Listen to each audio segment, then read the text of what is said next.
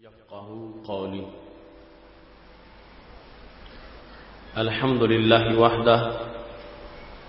والصلاة والسلام على من لا نبي بعده وعلى آله وأصحابه الذين أوفوا عهده. أما بعد فأعوذ بالله من الشيطان الرجيم. بسم الله الرحمن الرحيم. ألا إن أولياء الله لا خوف عليهم ولا هم يحزنون. صدق الله العظيم وصدق رسوله النبي الكريم الأمين. إن الله وملائكته يصلون على النبي يا أيها الذين آمنوا صلوا عليه وسلموا تسليما. الصلاة والسلام عليك يا سيدي يا رسول الله وعلى آلك وأصحابك يا حبيب الله. مولاي صل وسلم دائما أبدا على حبيبك خير الخلق كلهم منزه عن شريك في محاسنه فجوهر الحسن فيه غير منقسم. محمد تاج رسل الله قاطبة محمد صادق الأقوال والكلم. محمد ذكره روح لأنفسنا محمد شكره فرد على الأمم. رب صل وسلم دائما أبدا على حبيبك خیر الخلق کلہم.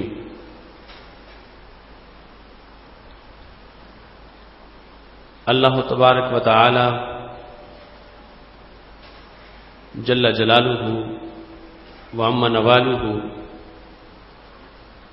واتم برہانہ وعظم شانہ وجل ذکرہ وعز اسمہ کی حمد و ثنا اور حضور سرور کائنات مفخر موجودات زینت بزم کائنات دستگیر جہاں غم گسار زماں سید سرواراں حامی بے قسم قائد المرسلین خاتم النبیین احمد مجتبی جناب محمد مصطفیٰ صلی اللہ علیہ وآلہ وصحابہ وبارک وسلم کہ دربار گوہر بار میں ہدیہ درود و سلام عرض کرنے کے بعد 18ویں سالانہ فہمیدین کورس کے افتتاحیہ لمحات میں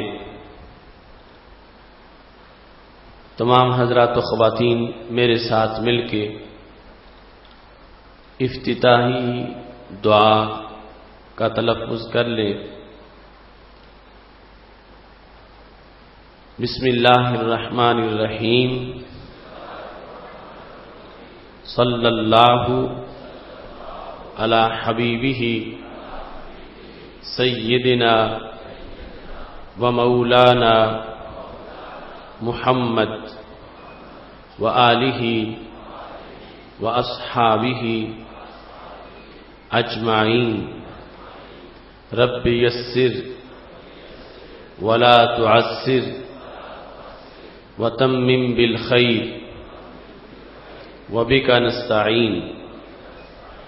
رب یسر ولا تعسر وتمم بالخیر وبہ نستعین. رب یسر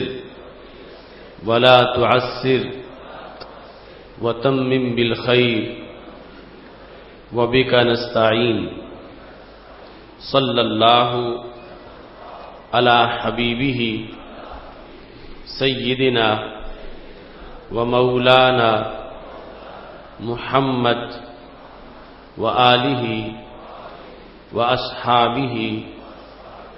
اجمعین. رب ذوالجلال کا کروڑوں بار شکر ہے کہ اس نے ہمیں ماہ رمضان المبارک کے نور بھرے لمحات میں ایک بار پھر فہم دین کورس کی اس نشست میں حاضر ہونے کی توفیق عطا فرمائی ہے۔ رب ذوالجلال تمام حضرات و خواتین کو صحت و عافیت کے ساتھ روزانہ اس کورس میں شرکت کی توفیق عطا فرمائے، اور خالق کائنات جل جلالہ ہم سب کے روزے کو اپنے دربار میں قبول فرمائے۔ رب ذوالجلال نے اپنے عظیم بندوں کو جو درجات عطا فرمائے ہیں، ان میں سے اللہ کے مقرب بندوں کی ایک امتیازی شان یہ ہے کہ رب ذوالجلال ان کی گزارشات کو قبول کرتے ہوئے صرف انہیں ہی نہیں بلکہ ان کے صدقے اوروں کو بھی نواز دیتا ہے۔ اس بنیاد پر آج ہماری گفتگو کا موضوع ہے نگاہ مرد مومن سے بدل جاتی ہیں تقدیریں۔ سید عالم نور مجسم شفیع معظم صلی اللہ علیہ وسلم ارشاد فرماتے ہیں، اتقوا فراست المؤمن فإنه ينظر بنور اللہ، مومن کی فراست سے ڈرو اس واسطے کہ وہ اللہ کے نور سے دیکھتا ہے۔ قرآن و سنت کی واضح تشریحات کی روشنی میں رب ذوالجلال کے دربار میں جو اللہ کے مقرب بندوں کا مرتبہ و مقام ہوتا ہے، اس کی وجہ سے ان کے کہنے پر یا ان کی عزت کے پیش نظر رب ذوالجلال اوروں کو بھی اپنے فضل کے خزانے عطا فرما دیتا ہے۔ اس سلسلہ میں بخاری شریف میں سید عالم نور مجسم شفیع معظم صلی اللہ علیہ وسلم کا فرمان سند صحیح کے ساتھ موجود ہے، اور مسلم شریف میں بھی اس کی تفصیل مختلف طرق کے اندر ذکر ہے، جس میں سے سید عالم نور مجسم شفیع معظم صلی اللہ علیہ وسلم کا فرمان جو حضرت سیدنا ابو ہریرہ رضی اللہ تعالی عنہ سے مروی ہے، کتاب البر والصلہ کے اندر امام مسلم نے اس کو ذکر کیا ہے کہ سید عالم نور مجسم شفیع معظم صلی اللہ علیہ وسلم ارشاد فرماتے ہیں، رب اشعث مدفوع بالباب لو اقسم علی اللہ لابرہ، بہت سے ایسے لوگ کہ جو پراگندہ حال ہوں، ان کے بالوں کو تیل بھی نہ لگا ہو، کنگھی بھی نہ کی گئی ہو، مدفوع بالباب یا مدفوع بالابواب کا ذکر موجود ہے کہ انہیں دروازوں سے پیچھے ہٹا دیا جاتا، ان کی لوگوں کے نزدیک اگرچہ کوئی بڑی قدر و منزلت نہیں ہوتی، یا لوگوں کے نزدیک ان کا کوئی بڑا مقام نہ بھی سمجھا جا رہا ہو، اللہ کے دربار میں ان کی اتنی بڑی شان ہوتی ہے، لو اقسم علی اللہ لابرہ، اگر وہ رب ذوالجلال کے سامنے کسی معاملے پر قسم اٹھا دیں کہ اے اللہ یہ کام یوں ہونا چاہیے، تو رب ذوالجلال وہ کام انہی کے کہنے کے مطابق کر دیتا ہے اور ان کی قسم کو جھوٹا نہیں ہونے دیتا۔ مختلف محدثین نے یہاں پر اس کا معنی دعا کے ساتھ بھی کیا ہے، لو اقسما کا مطلب بیان کرتے ہوئے کہ اگر وہ دعا مانگ دیں تو رب ذوالجلال اپنا نظام قدرت بدل کے بھی ان کی دعا کو قبول فرما دیتا ہے، اور خالق کائنات جل جلالہ ان کے صدقے اوروں کے بھی بیڑے پار فرما دیتا ہے۔ یہ حدیث شریف صحیح مسلم شریف میں 2622 نمبر حدیث شریف ہے، جس میں خالق کائنات جل جلالہ کے مقبول بندوں کا اس انداز میں ذکر کیا گیا کہ رب ذوالجلال ان کی بات کو ان کے ساتھ اپنی محبت کی وجہ سے قبول فرما لیتا ہے اور اس کے مطابق خالق کائنات جل جلالہ اپنے فیصلہ قدرت کو نافذ فرما دیتا ہے۔ بخاری شریف کے اندر اسی امر کو بیان کرتے ہوئے سید عالم نور مجسم شفیع معظم صلی اللہ علیہ وسلم کا فرمان موجود ہے، اور بخاری شریف میں وہ باب ہے باب ذہاب الصالحین، نیک لوگوں کا دنیا سے اٹھ جانا۔ اس باب کے اندر حضرت امام بخاری رحمۃ اللہ علیہ نے 6434 نمبر حدیث شریف کا ذکر کرتے ہوئے ارشاد فرمایا ہے، اور اس کو سید عالم نور مجسم شفیع معظم صلی اللہ علیہ وسلم کے عظیم صحابی حضرت میرداس اسلمی روایت کرتے ہیں کہ نبی اکرم صلی اللہ علیہ وسلم فرماتے ہیں یذهب الصالحون الاول فالاول، کہ نیک لوگ آہستہ آہستہ یکے بعد دیگرے دنیا سے اٹھ جائیں گے، وَتَبْقَى خُفَالَةَ كَخُفَالَةِ الشَّعِيرِ وَالتَّمْرِ، اور پیچھے چھان رہ جائے گا جس طرح کے جو کا یا کھجور کی جو کا چھان ہوتا ہے، یا ڈھیر میں سے اچھی کھجوریں اٹھا لی جائیں تو پیچھے گٹیا اور ردی کھجوریں رہ جاتی ہیں، ایسے ہی انسانوں میں سے اچھے لوگ آہستہ آہستہ اٹھتے چلے جائیں گے۔ ان اچھے لوگوں کے لحاظ سے جب وہ دنیا سے چلے جائیں گے تو پچھلے لوگوں کی حیثیت کیا رہ جائے گی؟ لا یبالہم اللہ بالا، رب ذوالجلال ان پچھلوں کا کوئی لحاظ نہیں کرے گا۔ اب اس سے پتہ چلتا ہے کہ صالحین کا لحاظ ہوتا ہے، اور صالحین کی ویلیو اللہ کے دربار میں جو ہے اس کے پیش نظر جب عرش پہ فیصلے کیے جاتے ہیں تو ان صالحین کو پیش نظر رکھ کے فیصلے کیے جاتے ہیں۔ اس بنیاد پر ان کی جو چاہت ہے، ان کی جو نیک خواہش ہے، خالق کائنات جل جلالہ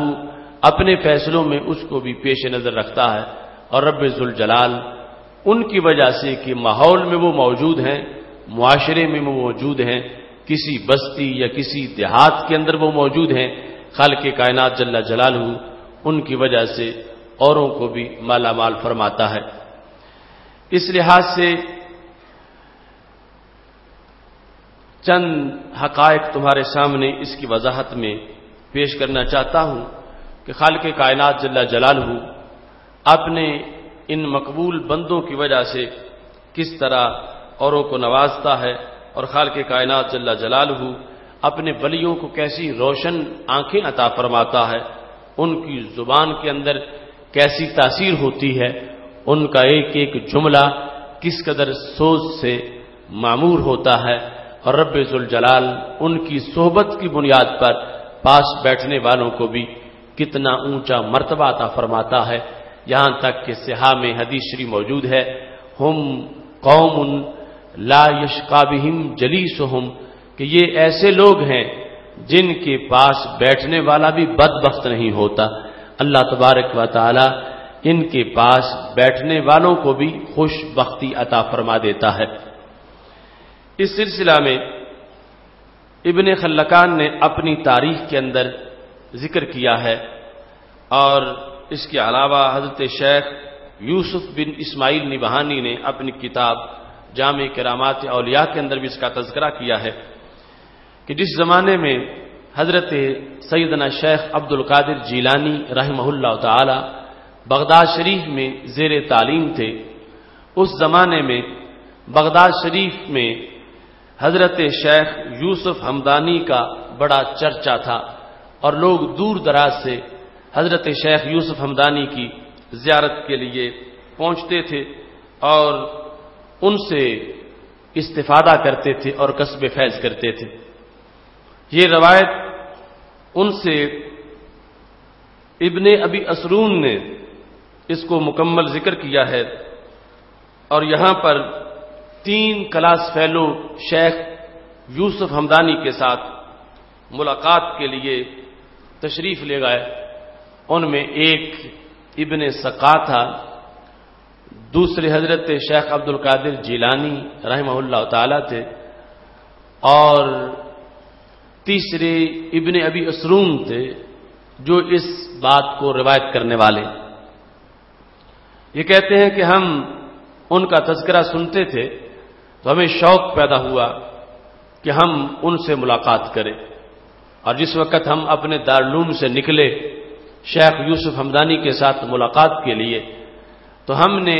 آپس میں مشورہ کیا کہ ہماری ملاقات کے دوران ہمارا رویہ کیا ہوگا. تو ہم تینوں کا موقف جدا جدا تھا. ابن سقا کی سوچ اور تھی. ابن ابی اسرون کہتے ہیں میرا تقاضا اور تھا، اور حضرت سیدنا شیخ عبد القادر جیلانی حضرت غوث پاک رحمہ اللہ تعالی کی نیت ہم سے بالکل جدا تھی. جس وقت یہ تینوں حضرات چلے تو ابن سقا نے کہا لَأَسْأَلَنَّهُ مَسْأَلَةً لَا يَدْرِي جَوَابَهَا، کہ میں شیخ یوسف ہمدانی سے جا کر ایک ایسا مسئلہ پوچھوں گا جس کا ان کو جواب نہیں آئے گا. تو ابن سقا کی نیت تھی کہ میں شیخ یوسف ہمدانی جو کہ اس وقت جن کا بڑا شہرہ ہے، چرچا ہے کہ بڑے نگاہ والے ہیں اور بڑے خدا رسیدہ ہیں اور انہیں سب کچھ پتہ چل جاتا ہے، تو میں ان کو مبہوت کروں گا، لاجواب کروں گا. میں ایسا مسئلہ پوچھوں گا جس کا انہیں جواب نہیں آئے گا. اس کے بعد ابن ابی اسرون نے اپنا نظریہ بیان کرتے ہوئے یہ کہا لَأَسْأَلَنَّهُ مَسْأَلَةً وَأَنْظُرُ مَاذَا يَقُولُ، میں ان سے ایک مسئلہ پوچھوں گا اور پھر دیکھوں گا وہ جواب کیا دیتے ہیں.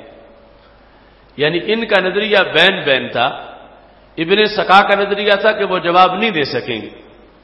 اور ابن ابی اسرون کا نظریہ تھا کہ میں سوال کروں گا اور پھر پتہ چلے گا کہ جواب کیا دیتے. حضرت سیدنا شیخ عبد القادر جیلانی رحمہ اللہ تعالی جب اللہ کے اس عظیم ولی کی زیارت کے لیے اپنے طالب علمی کے زمانے میں جا رہے تھے تو آپ سے پوچھا گیا کہ آپ کی نیت اس میں کیا ہے. تو حضرت شیخ عبد القادر جیلانی نے کہا معاذ اللہ ان اسألہ شیئا وآنا بین یدیہ انتظر، کہ میں نہ تو اس لیے جا رہا ہوں کہ میں سوال کروں اور وہ جواب نہ دے سکیں، اور نہ میں اس لیے جا رہا ہوں کہ میں سوال کروں اور ان کا امتحانوں کے جواب کیا دیتے ہیں اور کس چیز کا اظہار ہوتا ہے.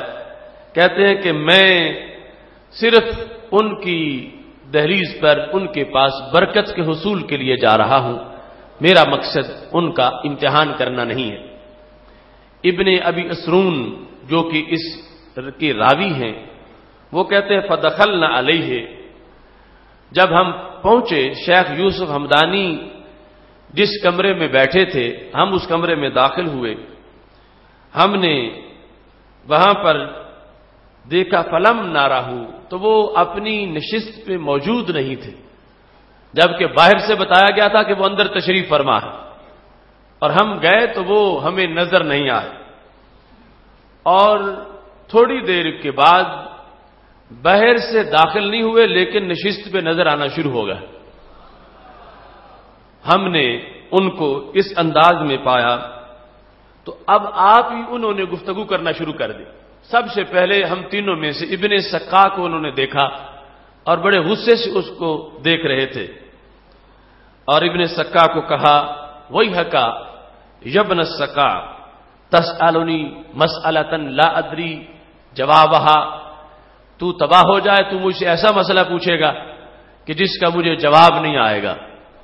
تو ابن سقا نے جو کچھ دل میں سوچا ہوا تھا شیخ یوسف ہمدانی نے اس کے بولنے سے پہلے اس کا تذکرہ کیا اور اس کی نیت بتائی، اور اس کے بعد فرمایا میں بتاؤں کہ تو مجھ سے کیا مسئلہ پوچھنا چاہتا ہے. تو حضرت شیخ یوسف ہمدانی نے ابن سقا کے دل کے اندر جو بات تھی وہ بتا دی. نہ یہ مسئلہ ہے جو تم مجھ سے پوچھنا چاہتے ہو، اور یہ اس کا جواب ہے جو میں تمہیں دینا چاہتا ہوں. تو ابن سقا کا خیال تھا کہ میں سوال کروں گا تو ان کو جواب نہیں آئے گا، لیکن ابن ابی اسرون کہتے ہیں کہ حضرت شیخ یوسف ہمدانی جو ہیں انہوں نے خود ہی سوال بھی بتا دیا اور خود ہی اس کا جواب بھی بتا دیا. اس کے بعد آپ نے فرمایا یہ تو تمہاری سوچ تھی، اب میں بھی تمہارے بارے میں ایک تبصرہ کرنا چاہتا ہوں کہ تم کون ہو، تمہارا مستقبل کیا ہے۔ تم اگرچہ دین کے طالب علم ہو، اس وقت دین پڑھتے ہو، قرآن و سنت پڑھتے ہو، لیکن مجھے جو تمہارا انجام نظر آ رہا ہے اس کے لحاظ سے میں تمہیں بتاتا ہوں، انی لارا نار الکفر تتلہب فیک، میں تمہارے اندر کفر کی آگ شعلے مارتی دیکھ رہا ہوں، تمہارے اندر کفر شعلے مارتا ہوا مجھے نظر آ رہا ہے۔ حضرت شیخ یوسف ہمدانی نے ابن سکا کو دیکھنے کے بعد اس کا جو ماضی تھا وہ بھی بتا دیا کہ سوال تمہارا کیا ہے اور جواب کیا ہے، اور اس کے ساتھ ہی اس کا مستقبل اور جو انجام تھا اس کے بارے میں بھی آپ نے ارشاد فرما دیا۔ ابن ابی اسرون کہتے ہیں ثم نظر الیہ، پھر حضرت شیخ یوسف ہمدانی نے میری طرف دیکھا اور میری طرف دیکھ کے کہا، یا عبداللہ تسألنی مسئلۃ لتنظر ماذا اقول فیہا، تم مجھ سے ایک مسئلہ پوچھنا چاہتے ہو تاکہ تم دیکھو کہ میں جواب کیا دیتا ہوں، وہی کذا وجوابھا کذا، تم جو مجھ سے مسئلہ پوچھنا چاہتے ہو وہ یہ مسئلہ ہے، تمہارا یہ سوال ہے اور اس سوال کا یہ جواب ہے۔ تو ابن ابی اسرون کا جو مسئلہ تھا وہ مسئلہ بھی بتا دیا اور اس کا جواب بھی بتا دیا، اور اس جواب کے بعد آپ نے ان کے مستقبل کی بھی خبر دی، چونکہ پہلے کا ابن سکا کا انداز نہایت گستاخانہ تھا اور اس کے لحاظ سے جو انجام بھی تھا وہ بھی اسی طرح کا تھا، اور یہ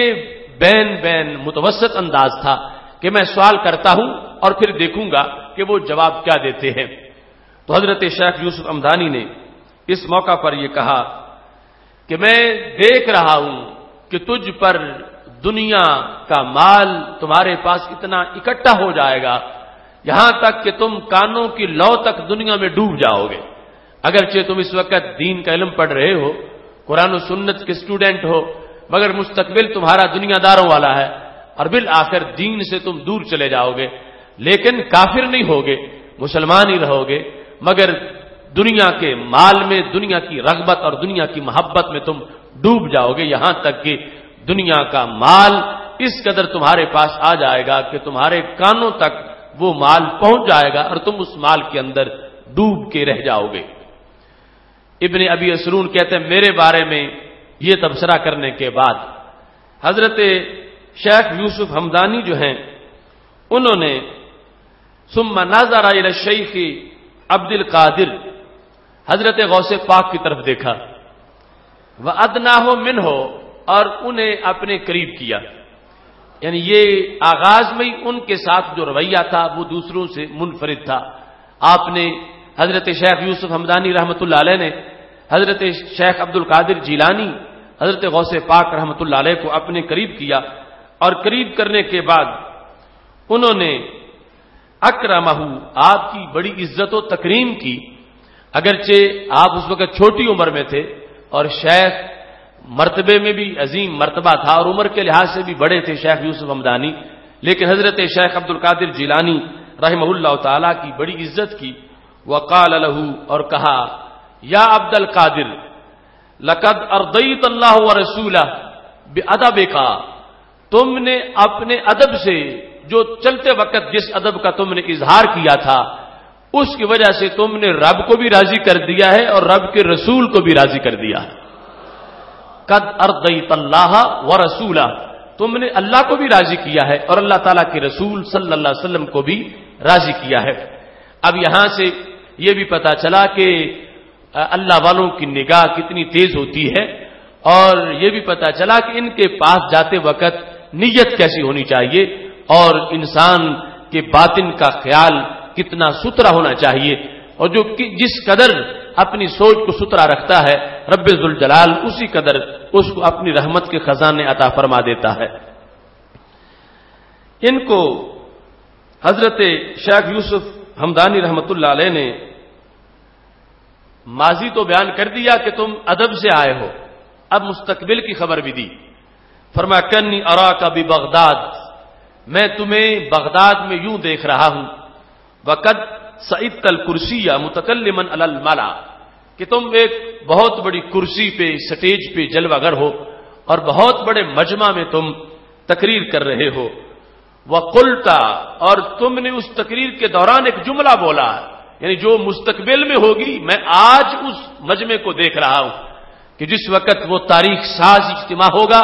اس اجتماع میں تم ممبر پہ جلوہ گر ہوگے اور تمہاری زبان سے ایک جملہ نکلے گا جو بڑا تاریخ ساز جملہ ہوگا. میں نے وہ آج ہی سن لیا ہے. وہ جملہ کون سا ہے کہ تم کہو گے قدمی حاضی علی رقبت کل ولی اللہ، کہ میرا یہ قدم اللہ کے تمام اولیاء کی گردن پر ہے. یہ جملہ جو تم بولو گے، میں اس وقت کے تمہاری عروج، تمہاری مقبولیت اور تمہارے منصب ولایت کو آج ہی تمہاری طالب علمی کے زمانے میں دیکھ رہا ہوں کہ وہ زمانہ بغداد شریف میں آنے والا ہے کہ جب تمہاری مقبولیت اتنی زیادہ ہوگی اور رب ذوالجلال اپنے اولیاء کو تمہارے سامنے جھکا دے گا اور خالق کائنات جل جلالہ اولیاء کے لیے تمہارے قدم کی مہر کو ایک افتخار قرار دے دے گا. میں آج ہی اس منظر کو اپنی آنکھوں سے دیکھ رہا ہوں. وَكَأَنِّي أَرَى الْأَوْلِيَاءَ فِي وَقْتِكَ، میں اس وقت کے جو اولیاء ہیں جن کے ہوتے ہوئے تم یہ جملہ بولو گے، وَقَدْ حَنُّوا رِقَابَهُمْ إِجْلَالًا لَكَ، مجھے ان کی گردنیں تمہارے سامنے جھکی نظر آ رہی ہیں کہ وہ تمہاری عزت کے پیش نظر تمہاری قدم کی مہر کے لیے اپنی گردنیں جھکا دیں گے. مجھے آج ہی وہ منظر نظر آ رہا ہے.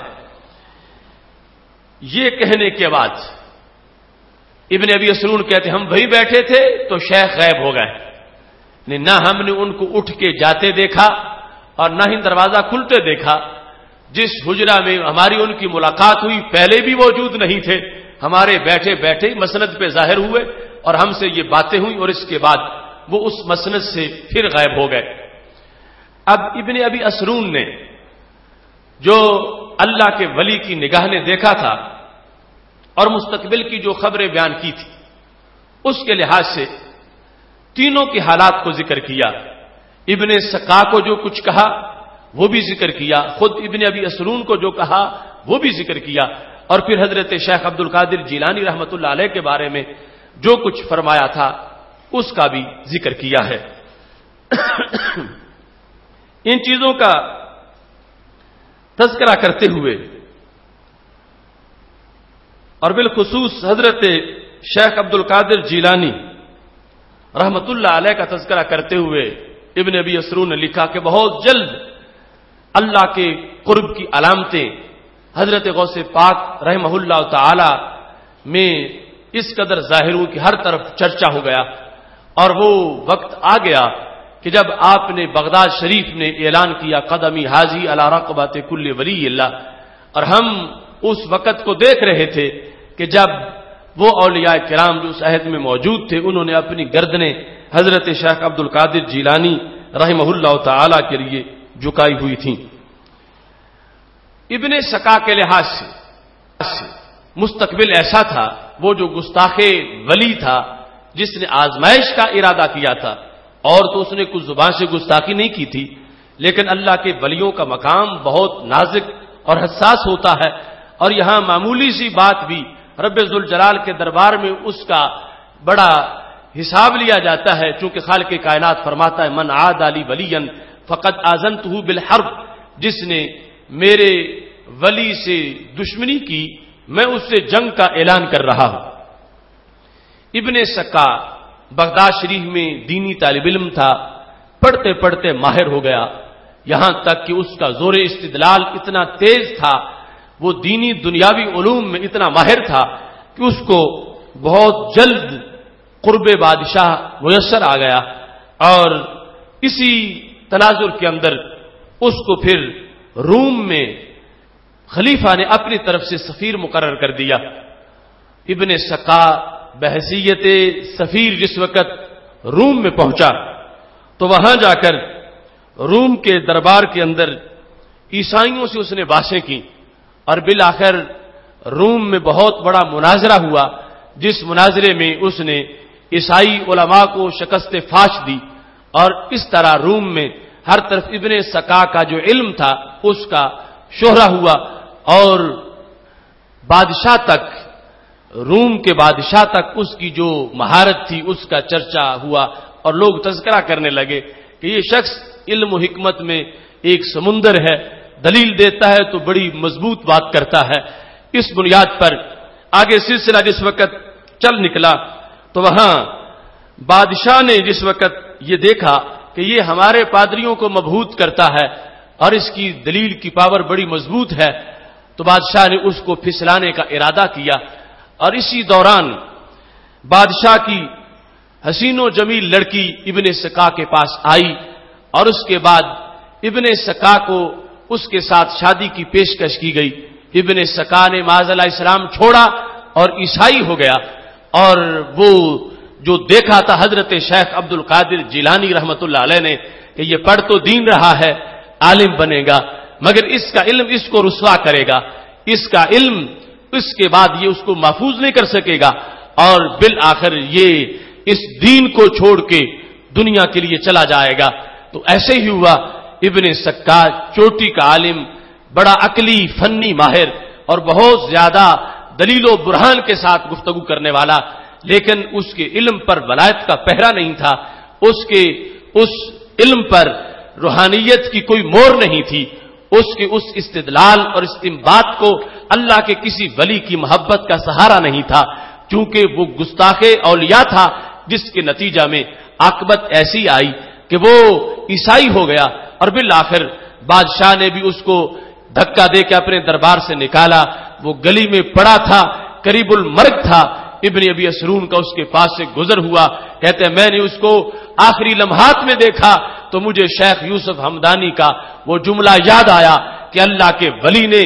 جو دیکھا تھا سچ دیکھا تھا، اور جو خبر عطا کی تھی وہ بالکل سچی تھی۔ یہاں سے یہ بات بھی ہمارے سامنے آتی ہے کہ علم مطلقاً علم جو ہے اس میں عافیت نہیں ہے، علم وہی عافیت والا ہے کہ جس علم میں نسبت مضبوط ہے، جس علم کے پیچھے روحانیت ہے، جس علم کے اندر تکبر اور غرور نہیں ہے، جس علم کے اندر للہیت اور اخلاص ہے، یہی علم قرآن و سنت کا علم انسان کے لیے دارین کی سعادتوں کا ضامن بنتا ہے۔ اور اگر انسان تکبر پہ اتر آئے اور اللہ کے ولیوں کی گستاخی کرنا شروع کر دے تو پھر وہ علم اس کے لیے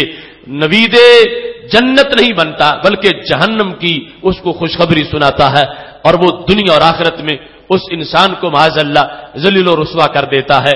آج ہم اپنے ماحول میں ہمارے پاس درجنوں مثالیں بر صغیر پاک و ہند میں ایسی موجود ہیں کہ بڑے بڑے شیخ الحدیث، بڑے بڑے شیخ القرآن، جنہیں اپنے علم پہ ناز تھا،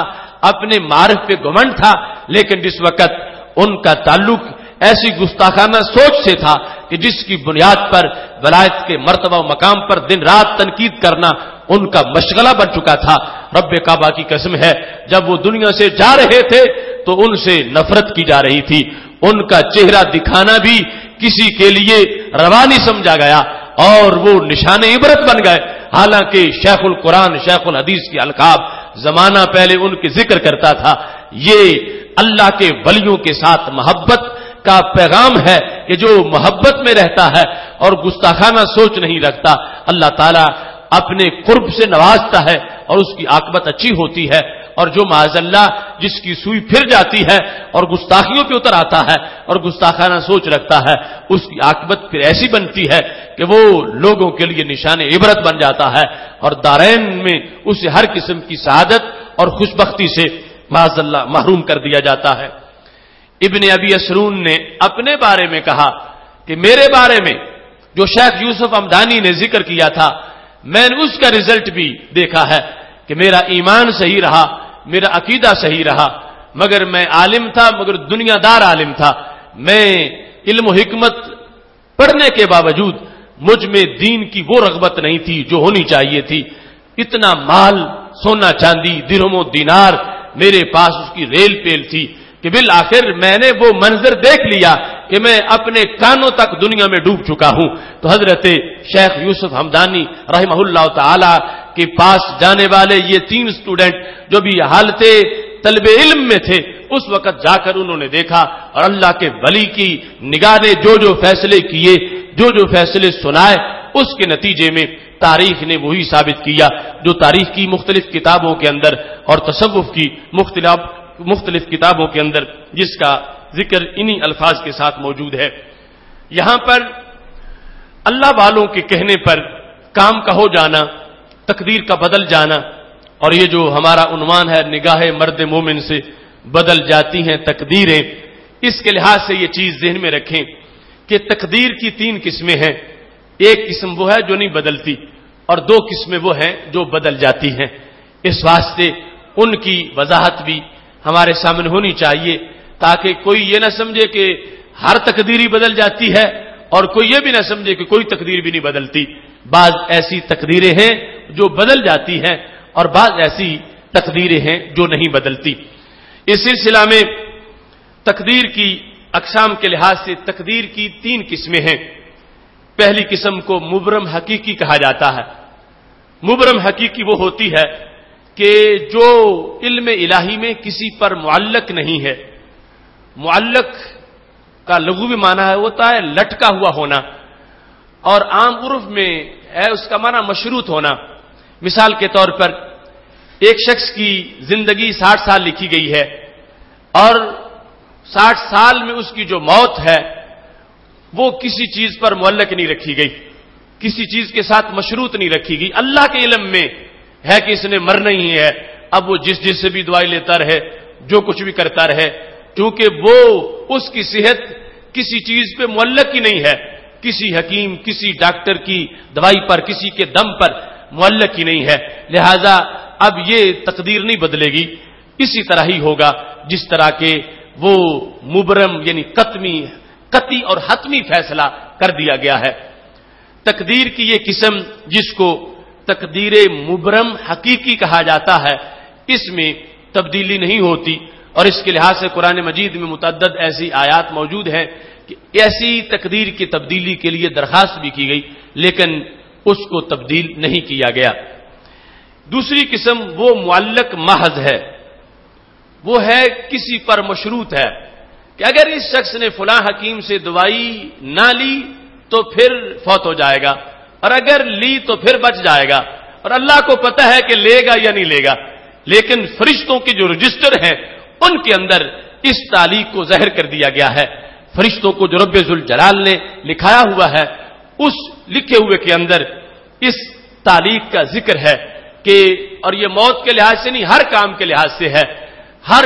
کام جو دنیا میں کسی کا ہے، چھوٹا بڑا، اس کے لحاظ سے کبھی تعلیق ہوتی ہے، کبھی تعلیق نہیں ہوتی. اور جو تعلیق ہوتی ہے کسی شرط پر مشروط، کسی سبب کے ساتھ مسبب، اس کی پھر آگے 2 قسمیں ہیں. ایک یہ ہے کہ وہ فرشتوں کو بتا دی گئی ہے، دوسری یہ کہ فرشتوں کو نہیں بتائی گئی اور وہ محض اللہ تعالیٰ کے علم میں ہے. اگر فرشتوں پر اس کا اظہار کر دیا گیا ہو تو اس کو کہتے ہیں تقدیر معلق محض، اور اگر فرشتوں پر اظہار نہ کیا گیا ہو لیکن اللہ تعالیٰ کے علم میں اس کی تعلیق موجود ہو تو پھر اس کو کہتے ہیں معلق شبیہ و مبرم. ہے معلق لیکن مبرم کے مشابہ ہے، اس واسطے کہ دنیا یہی جانتی ہے کہ ایسا ہوگا، فرشتے یہی جانتے ہیں کہ ایسا ہوگا، لیکن رب ذوالجلال کی علم میں ہے کہ یہ فلاں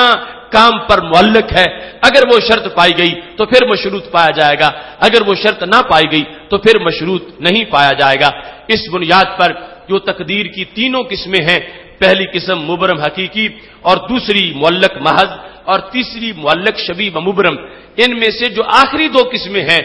یہ وہ ہے جو اللہ کے ولیوں کے کہنے پر تبدیل ہو جاتی ہے اور نگاہ مرد مومن سے بدل جاتی ہیں تقدیریں. اس تقدیر سے مراد وہ تقدیر جو معلق محض ہے یا وہ تقدیر جو شبیہ و مبرم ہے، معلق ہے اور شبیہ و مبرم ہے. اللہ تعالیٰ کے بندوں کی یہ شان ہے کہ خالق کائنات جل جلالہ ان کے کہنے پر ایسی تقدیروں کو بھی بدل دیتا ہے. اور یہ ہے وہ حدیث صحیح کا مفہوم جو رب ذوالجلال کی اس محبت کے پیش نظر سید عالم نور مجسم شفیع معظم صلی اللہ علیہ وسلم ارشاد فرماتے ہیں، رب اشعث لو اقسم علی اللہ لا برہ. بہت سے ہمارے پراگندہ حال لوگ جن کو دنیا شاید بڑا نہیں جانتی لیکن اللہ کے دربار میں ان کا مقام و مرتبہ بہت بڑا ہے، اگرچہ تقدیر میں یہ لکھا تھا کہ ایسا ہوگا، لیکن تعلیق موجود تھی کہ اگر وہ بندہ بول پڑا تو پھر بدل دوں گا، اگر اس نے کسی کو دیکھ کر دل میں ہی کہہ دیا تو پھر بھی تبدیل کر دوں گا، اگر وہ بندہ یہ کہتا ہے کہ اے اللہ یہ کام ایسا ہونا چاہیے تو پھر بھی میں تبدیل کر دوں گا، اور اللہ کو یہ پتا ہے کہ وہ کہے گا یا نہیں کہے گا، فلاں اس کے پاس جائے گا یا نہیں جائے گا۔ تو اس بنیاد پر یہ اللہ کے ولیوں کی شان اور شریعت مطہرہ کا ضابطہ، ان دونوں چیزوں کو پیش نظر رکھ کے اپنے عقیدے کو استوار کرنے کی ضرورت ہے، اور یہ چیزیں ایسی اٹل اور حتمی اور فائنل ہیں کہ اس کا انکار جو سلیم العقل انسان ہے وہ کبھی بھی نہیں کر سکتا۔ اب دیکھیں اس سلسلہ میں جو آج ہمارے لیے لوگ انکار اور ضد کی وجہ سے ہم سے ٹکراتے ہیں، اشرف علی تھانوی نے شمائم امدادیہ کے اندر اس چیز کو ذکر کیا ہے، اور یہ شمائم امدادیہ کی صفحہ نمبر 43 پر موجود ہے کہ وہاں لکھا گیا کہ ایک دن حضرت غوث اعظم 7 اولیاء اللہ کے ہمراہ بیٹھے ہوئے تھے۔ حضرت غوث اعظم یعنی شیخ عبد القادر جیلانی، جن کا ابھی تذکرہ وہ ابن ابی اسرون کی روایت سے ہوا، تو اشرف علی تھانوی نے اس کا ذکر کرتے ہوئے کہا کہ حضرت شیخ عبد القادر جیلانی لقب کیا ہے؟ غوث اعظم۔ آج جو حضرت غوث پاک کو غوث اعظم کہیں تو اس اشرف علی تھانوی کی ضروریت کے نزدیک ابو جال جیسا شرک ہو جاتا ہے، لیکن خود اس نے ذکر کرتے ہوئے کہا کہ حضرت غوث اعظم 7 اولیاء کے ہمراہ بیٹھے ہوئے تھے، ناگاہ نظر بصیرت سے ملاحظہ فرمایا کہ ایک جہاز قریب غرق ہونے کے ہے، کہیں دور سمندر میں جہاز ہے جو غرق ہونے کے قریب پہنچ چکا ہے، اور حضرت غوث پاک بغداد شریف میں اللہ کے ولیوں کے ساتھ بیٹھے ہوئے ہیں۔ تو اشرف علی تھانوی لکھتا آپ نے ہمت و توجہ باطنی سے اس کو غرق ہونے سے بچا لیا، یعنی بغداد شریف میں بیٹھے ہیں اور جہاز کہیں دور سمندر میں ڈوب رہا ہے، نہ کوئی رسا ڈالا ہے قریب جا کے، نہ بازو لٹکایا ہے، نہ اس کو پکڑا ہے کہ کھینچ کے اس کو باہر نکالیں، لیکن یہ نگاہ مرد مومن سے بدل جاتی ہیں تقدیریں۔ یہ وہ حقیقت ہے کہ منکرین اگر آپ اپنے آباء و اجداد کی تعلیمات کو دیکھیں تو وہاں بھی اس چیز کا ذکر ہے۔ اب یہ بھی پتہ چل گیا کہ جہاز ڈوب رہا ہے، اور بغداد شریف کے قریب تو کوئی اتنا قریب سمندر نہیں، بصرہ کے قریب جا کے سمندر لگتا ہے، تو دور دیکھا، پتہ نہیں کس سمندر میں جہاز تھا، اس کو دیکھ لیا کہ غرق ہونے کے قریب پہنچ چکا ہے، اور صرف اشرف علی تھانوی کہتا ہے توجہ باطنی کی ہے، اور کوئی ظاہری اسباب پر بھروسہ نہیں کیا، کوئی ظاہری طاقت استعمال نہیں کی، اور ظاہری طور پر جو اسباب ہیں ان کی طرف توجہ نہیں کی، لیکن اللہ کے ولی کا جو روحانی سلسلہ ہے اس کی بنیاد پر ان کو اپنے روحانیت کہ اس نور کی وجہ سے نظر آ جاتا ہے، اور پھر روحانی ہاتھ لمبے ہیں، روحانی پاور ہے کہ جس کی بنیاد پر وہ جہاز جو ڈوبنے کے قریب تھا اپنے اس روحانی فیض کی وجہ سے اس کو بچا لیا۔ ہمارے فہم دین کورس کے موضوعات کے لحاظ سے چونکہ جو آپ کے پاس پہنچا ہوگا ہمارا کارڈ، اس میں صبح سے موضوعات کا تسلسل ہے، تو یہ ہم نے چاہا کہ وہ ترتیب اسی طرح برقرار رہے۔ لذت توحید جو کل کا موضوع ہوگا انشاءاللہ، تنہائی بھی کبھی ہم نے تنہا نہ گزاری، اس سے پھر ترتیب کے ساتھ آگے موضوعات جو ہیں وہ چلیں گے، اور یہ سیکنڈ لاسٹ موضوع تھا جو ہم نے پہلے بیان کر دیا، چونکہ اس ترتیب کے مطابق پھر اس موضوع کا ٹائم نہیں بچے گا۔ تو آج یہ ہمارا جو افتتاحی پروگرام ہے اس کے اندر چند باتیں آج کے سبق کا حصہ ہیں، ان کو پیش نظر رکھنا ہے، اور پورے کورس میں ان کے زیر سایہ اپنا سفر طے کرنا ہے۔ یاد رکھیں کہ قرآن مجید رمضان میں نازل ہوا، اور رمضان نزول قرآن کا مہینہ ہے، اور تعلیم و تعلم کے لحاظ سے ہمارے نبی علیہ الصلوۃ والسلام رمضان میں حضرت جبریل علیہ السلام کے ساتھ دور فرماتے تھے، اور رمضان میں جس وقت دور فرماتے تھے تو اس وقت آپ کی رحمتیں پہلے سے بھی کہیں زیادہ ہو جاتی تھیں۔ اس بنیاد پر رمضان میں تعلیم و تعلم اور رمضان میں فہم دین یہ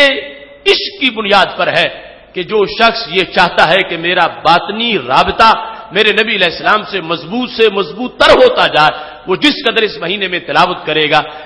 قرآن مجید کے مفاہیم کو سمجھنے کی کوشش کرے گا، مطالب میں تدبر کرے گا، اسے وہ عشق کی نسبت اس کی مضبوط ہوتی چلی جائے گی، اور پھر آسانی پیدا ہوگی۔ چونکہ نزول قرآن کا مہینہ ہے، اس واسطے اس میں قرآنی علوم کو سمجھنا، مفاہیم کو سمجھنا انسان کے لیے اس میں بڑی لطافت بھی ہے اور آسانی بھی ہے، جس کے پیش نظر لمبا سفر تھوڑے وقت میں طے کیا جا سکتا ہے۔ روزانہ آتے وقت اس اجتماع میں جتنی آپ نیتیں کریں گے اتنی نیکیاں مل جائیں گی۔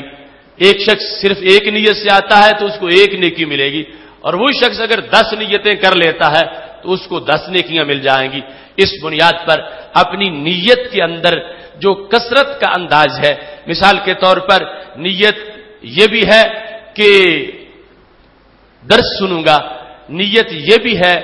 کہ مسلمانوں کا مجمع ہوگا، میری مسلمانوں سے ملاقات ہو جائے گی، نیت یہ بھی ہے کوئی بیمار ہوگا تو میں اس کی عیادت کر لوں گا، نیت یہ بھی ہے کہ کوئی اگر قابل رحم ہوا تو میں اس پہ رحم کر دوں گا، کوئی محتاج ہوا میں اس کی مدد کر دوں گا، نیت یہ بھی ہے کہ میں جاؤں گا تو دور بیٹھے باطل پرست جو ہیں، وہ یہود و ہنود جو دیکھتے ہیں کہ مسلمانوں کا ذوق کیسا ہے، کیا مر گئے ہیں یا زندہ ہیں، تو میری وجہ سے مجمع زیادہ لگے گا اور میری وجہ سے باطل پرستوں تک پیغام پہنچے گا کہ ابھی عشق کی چنگاری زندہ ہے، ابھی مومن کی دل کی مٹی زرخیز ہے، اور ابھی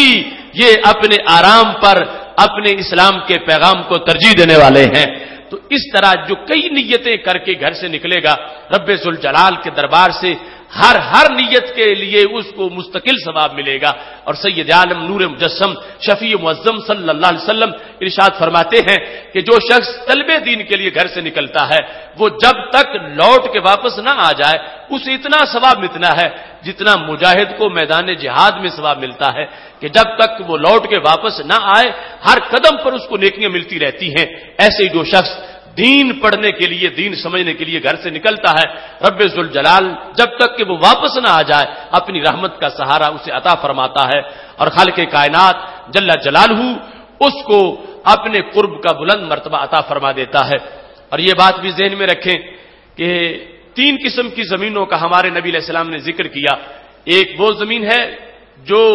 میرا ہے، بارش ہوتی ہے تو پانی کو جذب کر لیتی ہے، ایک وہ ہے کہ جو دامنے کو میں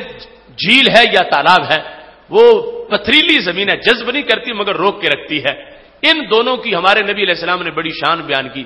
اور تیسری زمین کون سی ہے؟ فرمایا وہ شور ہے، سیم زدہ ہے، نہ وہ جذب کرتی ہے اور نہ ہی روک کے رکھتی ہے۔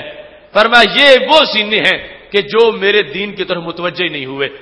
پہلا سینہ مجتہد کا، دوسرا سینہ علماء کا، تیسرا سینہ وہ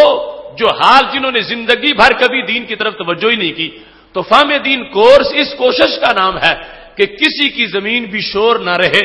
سب کی زمین پہلے 2 کیٹیگریز میں جو دوسرا درجہ ہے وہ ہمیں مل جائے، کہ کچھ نہ کچھ آیات کا ترجمہ ہمیں آتا ہو، کچھ نہ کچھ احادیث آتی ہو، کچھ نہ کچھ مسائل آتے ہو، تاکہ فرشتے جس وقت قیامت کے دن کیٹیگریز بنائیں تو ہمارے عوام کی دلوں کی زمینیں بھی شور تقسیم، شور شمار نہ ہو اور بنجر شمار نہ ہو اور شیم زدہ شمار نہ ہو، بلکہ یہ بھی علماء کی لسٹ میں شمار ہو، کیونکہ اتنا فہم دین کورس کیا ہے، اتنے مسائل سنے ہیں اور اتنا اپنے سینے میں محفوظ کیا ہے۔ اور یہ مرتبہ تب ملے گا جب جو سنو گے وہ یاد بھی رکھو گے، کوشش کرو گے، اس کو دہراؤ گے، اور یہ انسان کے لیے عظمت کا وعدہ ہے رب ذوالجلال کی طرف سے کہ جس وقت ایک انسان جو اس نے سنا ہے صحیح سن کے صحیح سمجھ کے آگے جب بیان کرتا ہے تو رب ذوالجلال اس کو اتنا پڑے بغیر ہی عطا فرما دیتا ہے، اور یہاں تک کہ اس کی زبان پر حکمت کے چشمے جاری ہو جاتے ہیں۔ تو اس واسطے آداب فہم دین کورس یہ ہے کہ یہاں آنا ہے تو آنے کے بعد سارے خیال نکال کے بات کو توجہ سے سننا ہے، نیند کو دور رکھنا ہے، اور اگر آپ کے پاس بیٹھا ہوا کوئی بھائی اس پر نیند کا غلبہ ہو جاتا ہے تو اس کو آہستہ سے بیدار کرنا ہے، اس کو متوجہ کرنا ہے، کیونکہ یہ جو لمحات ہیں شیطان کا سب سے زیادہ زور اس پر ہے کہ چلو پہلے تو یہ تھا گھر سے ہی نہ نکلے، اور اگر گھر سے نکل آیا ہے رستے میں بھی نہیں اٹکا تو پھر یہاں اگر سن گیا تو پھر کام خراب ہو جائے گا. وہ کہتا کم از کم اس کو نیند دلا دی جائے تاکہ جو آنے کا مقصد تھا وہ فوت ہو جائے. تو شیطان کی ہمارے ساتھ جنگ جاری ہے. وہ چاہتا ہے کہ مقصد فوت ہو جائے اور اللہ کے رحمت کے فرشتے آتے ہیں وہ چاہتے ہیں کہ مقصد زندہ ہو جائے اور مقصد پورا ہو جائے. اس واسطے یہاں آ کے نہ تو دائیں بائیں سوچ کو لے جانا ہے اور نہ ہی اپنے اوپر نیند کو غالب آنے دینا ہے. نیند کو پیچھے ہٹا کے پوری طرح بیداری کے ساتھ تیاری کے ساتھ بیٹھنا ہے. اور اس کی مثال امام غزالی رحمۃ اللہ علیہ نے یوں دی ہے کہ جس طرح زمین بنجر ہو اس کو ہل چلا کے قابل کاشت بنایا جائے, پھر بڑی مشکل سے بیج خریدا جائے اور پھر وہ بیج اس زمین میں کاشت کر دیا جائے, اور اس کے بعد بیج ابھی پڑا ہی تھا کہ چڑیا آئی اور اس نے بیج اٹھا لیا اور وہ بیج چڑیا کے پیٹ میں چلا گیا. اب نہ زمین کو جو ہل چلایا تھا اس کا فائدہ باقی بچا, نہ قیمتی بیج کا فائدہ باقی بچا, اور نہ جو تھکاوٹ کے ساتھ وہ کاشت کیا تھا وہ فائدہ ہی باقی بچا. چونکہ نہ جڑ نکلے گی نہ کونپل نکلے گی, کچھ بھی نہیں ہوگا, وہ اس کو اگنے کا موقع ہی نہیں ملا. تو اس بنیاد پر جو آیا اور آ کے سو گیا وہ ایسے ہی ہے کہ جیسے بیج تو کاشت کیا جا رہا ہے مگر اس کے حصے کا چڑیاں چگتی جا رہی ہیں اور وہ بیج زمین میں شامل ہی نہیں ہو رہا. نہ وہ جڑ نکالے گا, نہ کونپل نکلے گی, نہ بہار کا انتظار ہوگا, نہ اس سے کوئی پیداوار ہوگی, اور سارا جو عمل ہے وہ رائگاں چلا جائے گا. اس واسطے ہر ایک نے کوشش کرنی ہے کہ آنا ہے مقصد کو پیش نظر رکھ کے اچھی نیتیں کر کے, اور پھر جب تک بیٹھنا ہے بیداری سے بیٹھنا ہے, پورا سننا ہے, اور صرف ایک دن نہیں روزانہ تسلسل کے ساتھ, چونکہ ہر موضوع ہی وقت کی ضرورت ہے, اس کو سننا ہے. اور سن کے پھر جو بندہ صاحب نصاب ہوتا ہے اس پر زکوٰۃ لازم ہوتی ہے, اور جو صاحب نصاب نہیں ہوتا اس پر زکوٰۃ لازم نہیں ہوتی. تو جس طرح پیسے کی زکوٰۃ ہے ایسے علم کی بھی زکوٰۃ ہے. تو جب آپ جتنا صاحب نصاب بنتے جائیں گے اتنی زکوٰۃ بھی لازم ہوتی جائے گی. جتنا سبق پڑھ لیا ہے اس کو آگے پڑھانا, اس کو پہنچانا, اپنی زبان سے بیان کرنا, فائدہ ہوگا کہ اپنا پکا ہو جائے گا اور دوسرے کا سینہ بھی روشن ہو جائے گا. اس واسطے جس کنویں سے پانی نہیں نکلتا اس کا اتنا ہی رہتا ہے, اور جس سے نکلتا ہے جتنا نکلتا اتنا اور بھی شامل ہو جاتا ہے. اب دو کنویں ہیں, ایک میں بھی 30 فٹ ہے دوسرے میں بھی 30 فٹ ہے. ایک کا 30 فٹ جو ہے کئی سال گزر گئے ہیں کبھی کسی نے نکالا ہی نہیں, دوسرے سے صبح و شام نکلتا ہے. تو کوئی یہ نہیں کہے گا کہ جس سے نکلتا اس کو کمی آ جائے گی, نہیں, اس میں اتنا نیا آ جائے گا, جتنا نکلے گا اتنا نیا آ جائے گا. جس سے نہیں نکلا اس کا گدلا ہو جائے گا, بد مزہ ہو جائے گا, اس میں جالا پڑ جائے گا, اور جس کا نکلتا ہے اس کا تازہ رہے گا اور اتنا آتا بھی رہے گا. اس بنیاد پر جو پڑا ہے اس کو آگے پڑھاؤ گے تو کنویں میں پانی اور آتا جائے گا, نیچے سے خود بخود آگے پانی اس میں شامل ہوتا جائے گا, اور آگے بھی کئی زمینیں سیراب ہوں گی, بہاریں آباد ہوتی جائیں گی. اور شروع سے امت کا یہی طریقہ کار رہا ہے. اس واسطے پڑھنے میں ایک تو اس لیے سننا ہے کہ ہم خود اس پہ عمل کریں, اور دوسرا اس لیے کہ اوروں کو جا کے ہم اس کی دعوت دیں. رب ذوالجلال سب کو صحت و عافیت کے ساتھ یہ کورس مکمل کرنے کی توفیق عطا فرمائے. انشاءاللہ ہمارا کل کا موضوع ہوگا لذت توحید, تنہائی بھی کبھی ہم نے تنہا نہ گزاری. وقت پہ پہنچے تاکہ 5 بجے کے قریب گفتگو کو شروع کر لیا جائے اور مکمل وقت پر اس کو ختم کیا جائے. وآخر دعوانا ان الحمد للہ رب العالمین.